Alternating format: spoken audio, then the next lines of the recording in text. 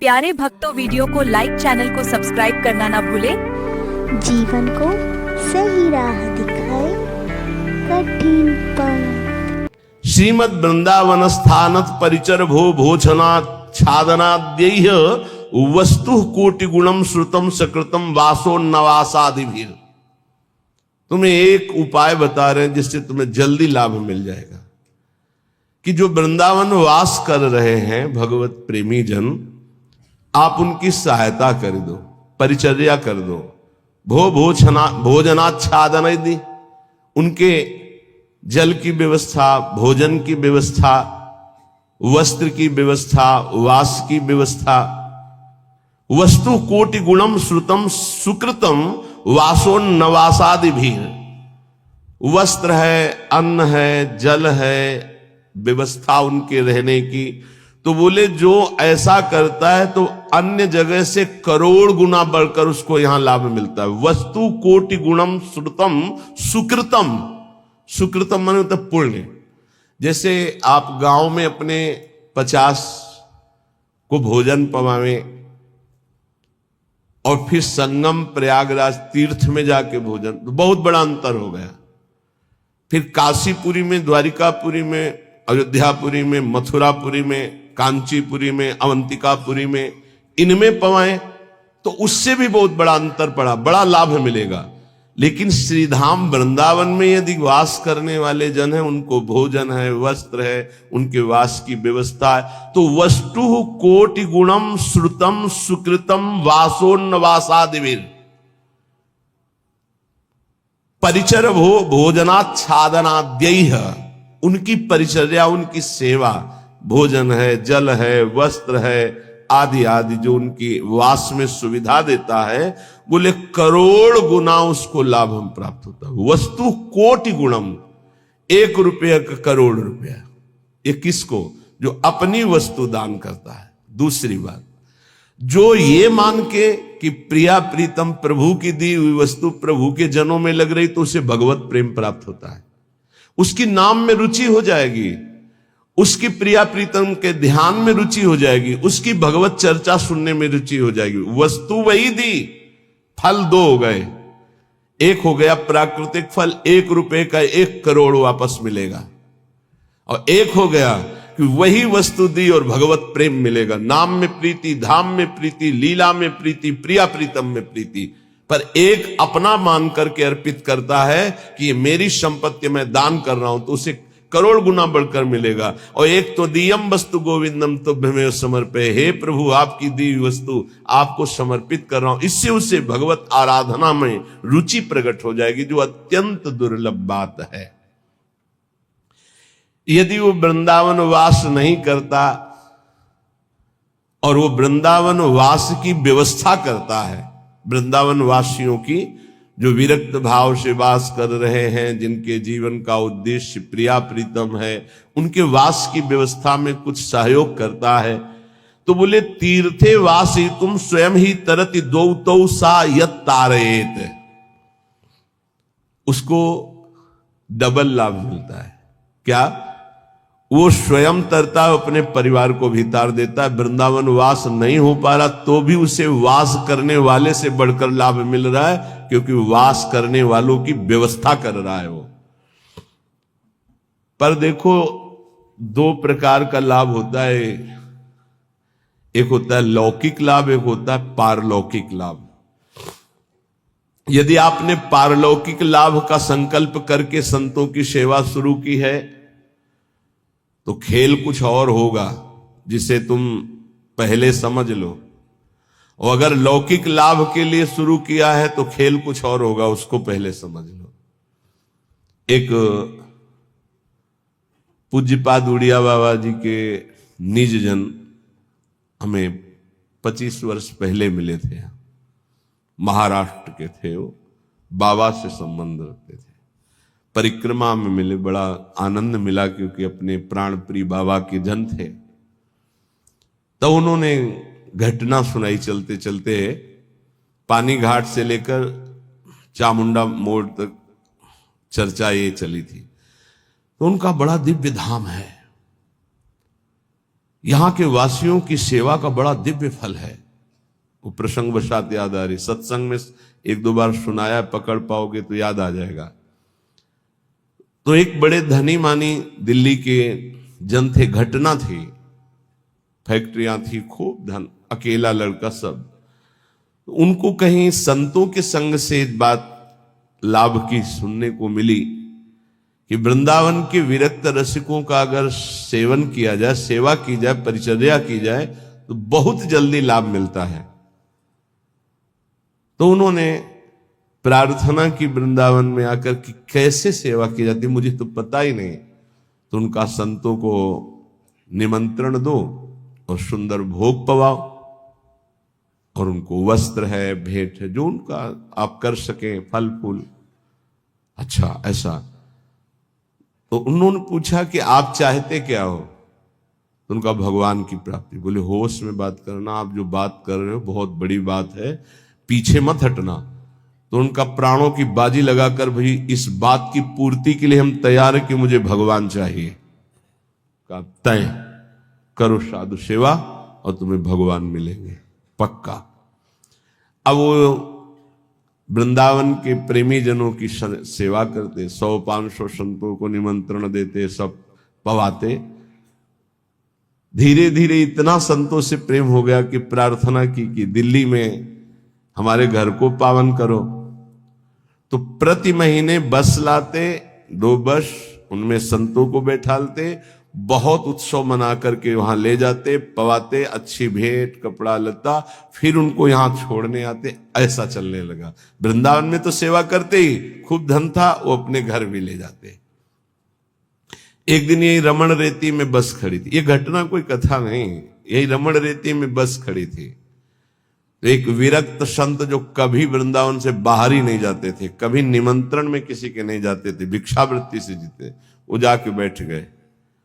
तो जब सब संतों ने देखा, कहा बाबा तुम्हें पता है ये दिल्ली जाएगी बस और वहां निमंत्रण है? कुछ नहीं बोले, बैठे थे।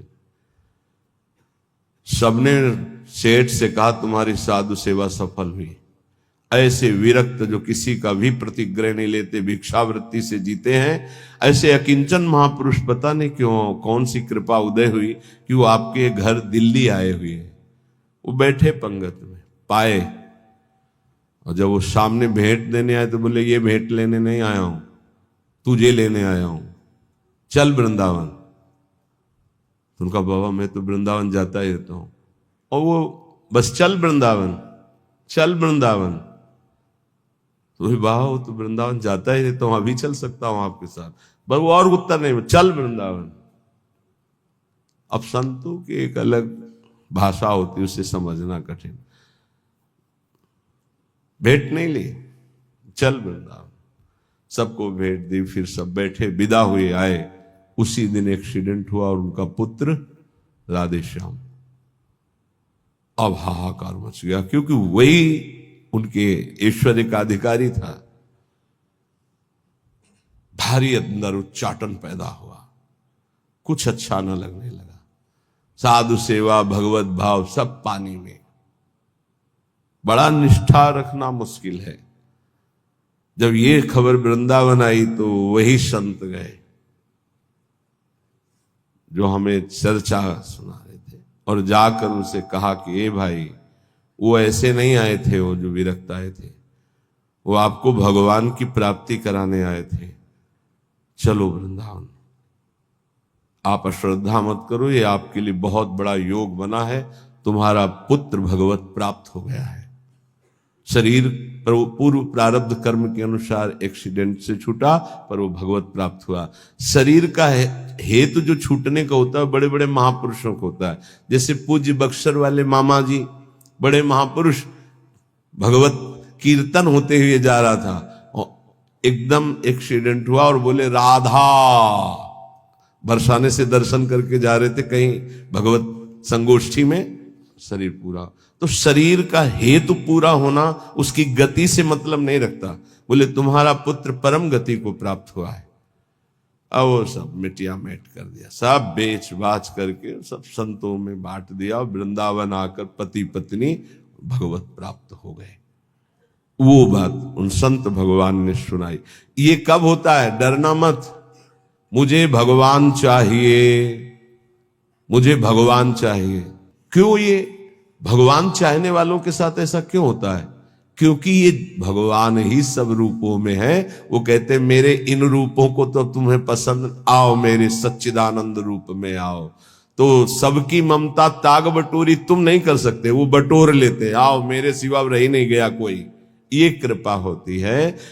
हे युधिष्ठिर, जिस पर मैं कृपा करता हूं उसका सबसे पहले प्रियजनों से वियोग कराता हूं और धन का अपहरण कर लेता हूं और किसी का भी किसी योग्य न रखकर, किसी काम लायक न रखकर उसे ऐसा कर देता हूं कि सिर्फ मेरा ही भरोसा, मेरा ही आश्रय।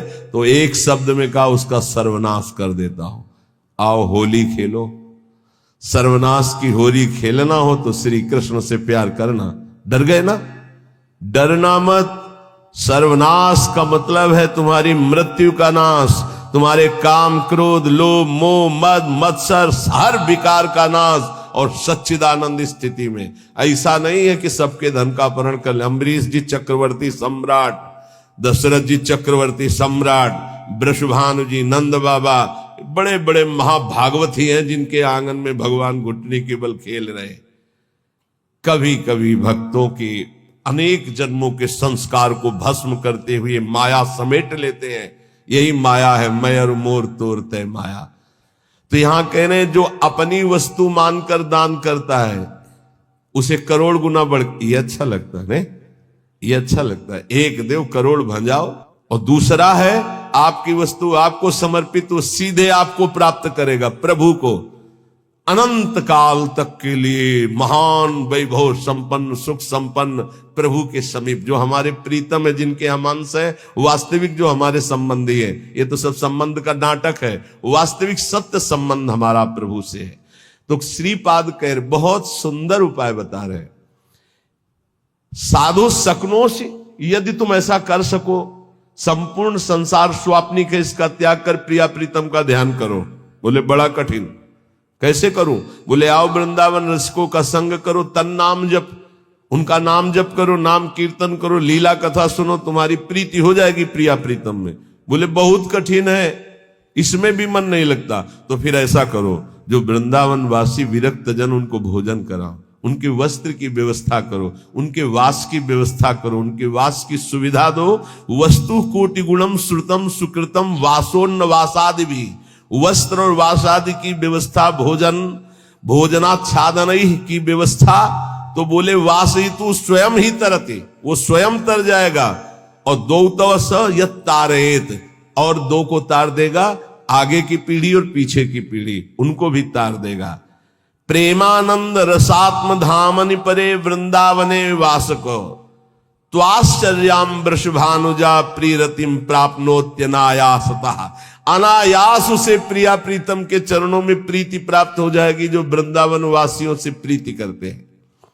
पूज्य श्री मथुरा दास जी के वचन, बहुत बड़े महापुरुष थे।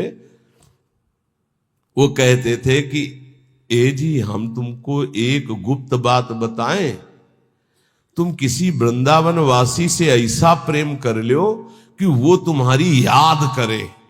वो भगत नहीं आया, बस जान लो कि प्रिया प्रीतम जरूर तुम पर रीझ जाएंगे। कोई यहां का वासी तुम्हारी याद कर ले।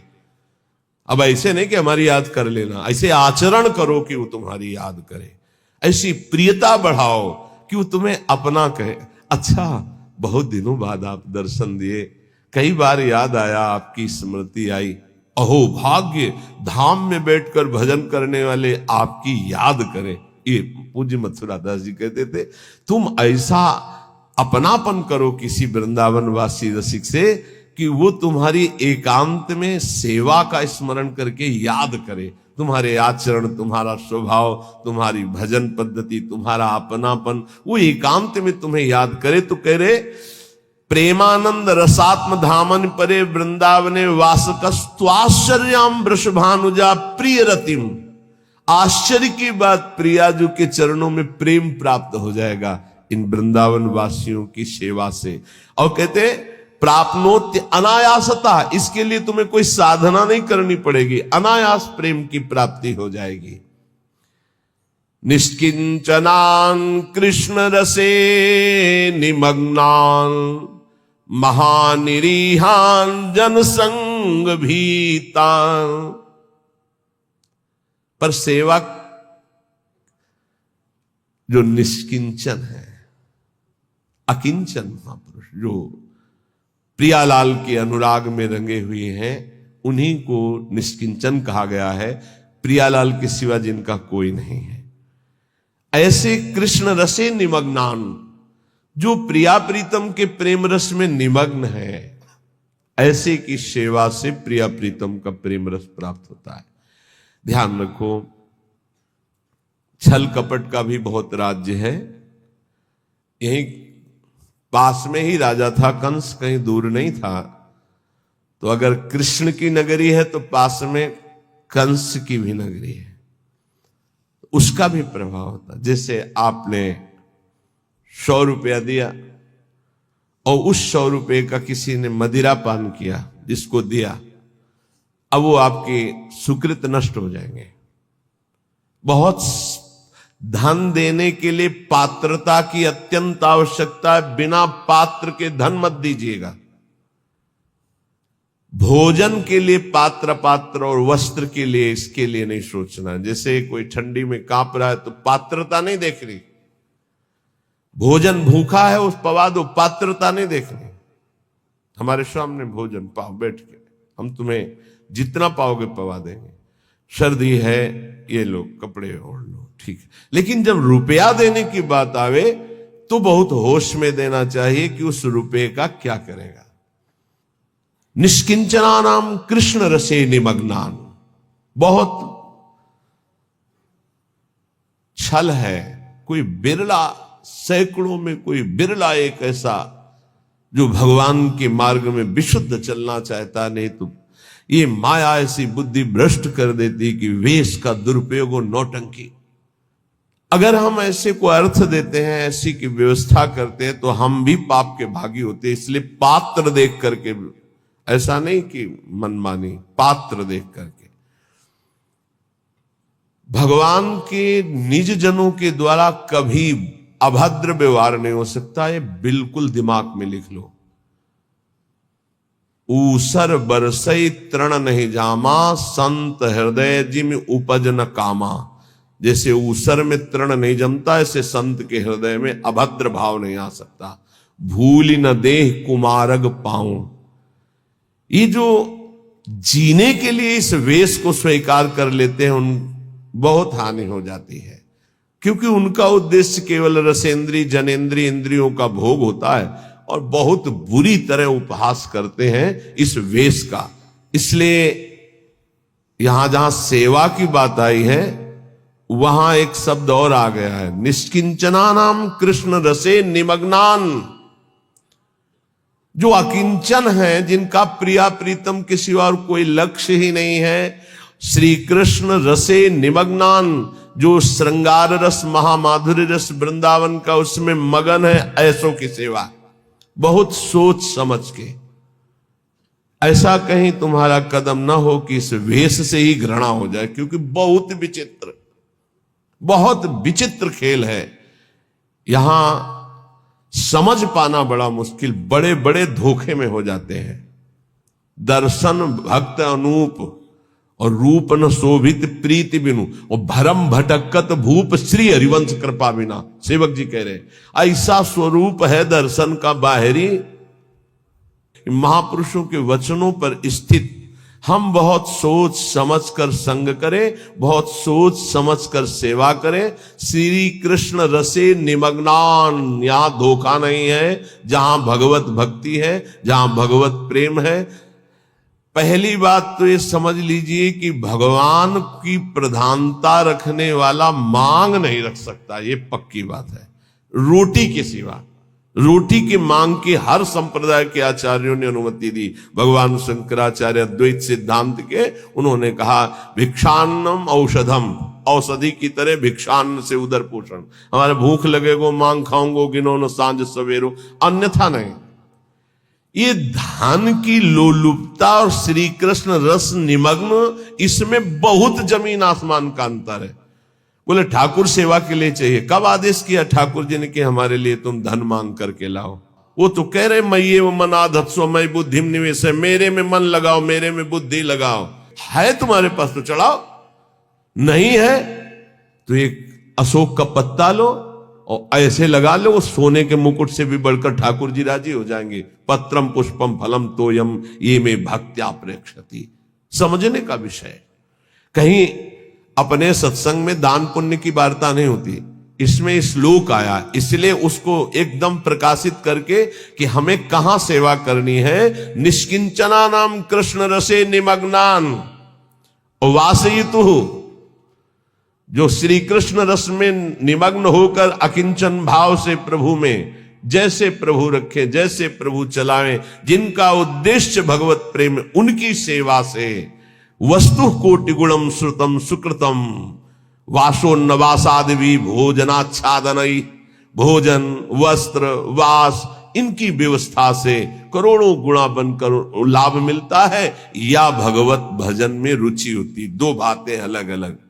महानिरीहान जनसंग भीतान, ऐसे जो जन संसर्ग से डर करके एकांत में भजन में रहते हैं, उनकी सेवा मिल जाए, बड़े अहो भाग्य। वृंदावन स्थान वसनास्नाद्यैर सेवतेशो वसेत तदीशो, सैया वस्त्र भोजन इनकी सेवा यदि हो जाए तो बोले वसेत तद ईशो, यहां के ईश जो श्री प्रिया प्रीतम है उसके वशीभूत हो जाते हैं। ऐसे रसिकों की, ऐसे अकिंचनों की, ऐसे भगवत भक्तों की सेवा का बहुत बड़ा महत्व है। थोड़ी सी भी सेवा प्रभु के जनों की बन जाए तो प्रभु बिक जाते हैं, हरि अधीन हो जाते हैं। पर बस ध्यान रखना, तुम्हारी वस्तु शुद्ध होनी चाहिए, तुम्हारा भाव शुद्ध होना चाहिए, और जहां दान किया है, जहां सेवा की है, जहां वस्तु दे रहे हैं, वो पात्र होना चाहिए उस बात का। दो बातों के लिए कभी पात्र नहीं देखना है, जल भोजन और वस्त्र, इन दो के लिए पात्र हम नहीं देखते हैं। कभी ऐसा कोई तड़प रहा है औषधि, अब पात्र नहीं देखना, उसकी औषधि करा। अर्थ देना है, व्यवस्था करना है तो देखना है ये हमारे अर्थ का सदुपयोग यहां होगा या दुरुपयोग होगा। कानपुर की एक बहुत धरनी माताजी नैमिषारण्य पूज्य स्वामी नारदानंद सरस्वती जी, उनके पास गए। ऐसे महामहिम बहुत ज्ञानी महापुरुष थे, बड़े ही सिद्ध चमत्कारी महापुरुष। एक बार उनको संगोष्ठी में पहुंचना था तो बैठे हुए थे, गाड़ी फेल हो गई। वो जीप जिसे कहते, जीप उस समय चलती थी, पर्दा लगे, जो महिंद्रा ऐसे कुछ नाम, ऐसे जीप चलती, वो रास्ते में बंद हो गई। अब वहां कई किलोमीटर तक कहीं कुछ सुधार का नहीं, और स्वामी जी को ठीक समय पे पहुंचने का अभ्यास था। समय बहुत, जो संत जन होते अपने समय का, तो दंड लिए हुए थे। उनका स्टार्ट करो, बोले बहुत बार स्टार्ट करने का प्रयास किया, नहीं स्टार्ट हुआ। ऐसे दंड स्पर्श किया मशीन, बोले स्टार्ट करो, साहब ने स्टार्ट हो गई। नारायण नारायण, लक्ष्य में जहां पहुंचे दंड आया, मशीन बंद, उतरे, प्रवचन किया। ऐसे सिद्ध महापुरुष जड़ वस्तु में भी संकल्प से, जब चबूतरा चल सकता है तो गाड़ी कैसे नहीं चल सकती। भजन का एक अद्भुत प्रभाव होता है। उनके पास 1 रुपया, और कहा महाराज मैं गरीब हूं, 1 रुपया से चाहती हूं आपके नैमिषारण्य में जितने आश्रम में, किलोमीटर में आश्रम है,